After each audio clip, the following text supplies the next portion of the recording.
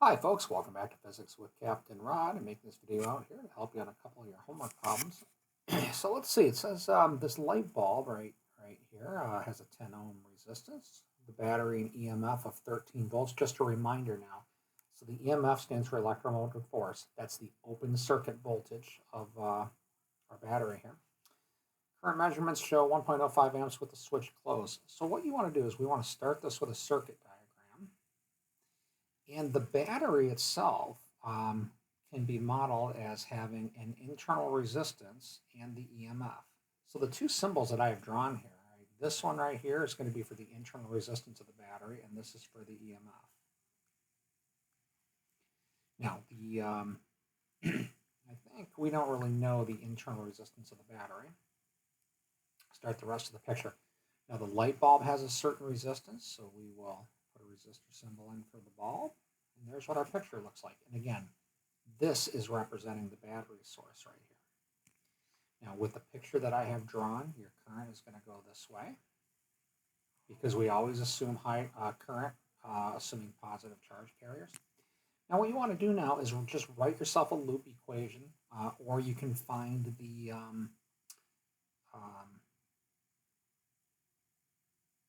let me go back here. Let's see.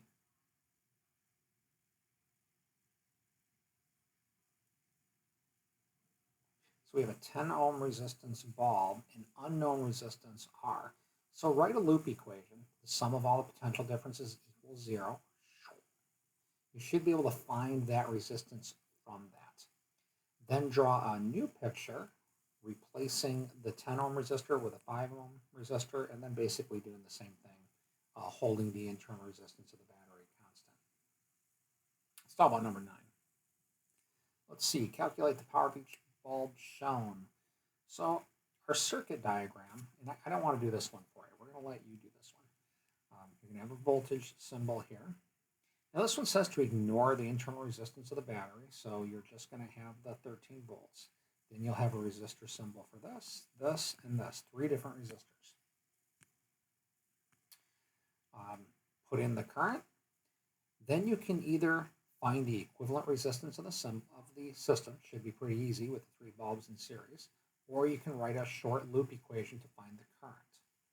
Now once you have the current, right, when you calculate power, there's several ways to do it. Current times voltage is one way to calculate the power.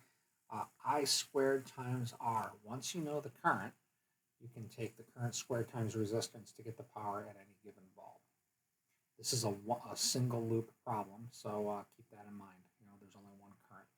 And although maybe I didn't specify it, I had intended here to be switch closed. So I don't want you just saying, oh, the power is 0, the switch is open. Not what I'm intending there for the homework. Let's take a look at number 10 here.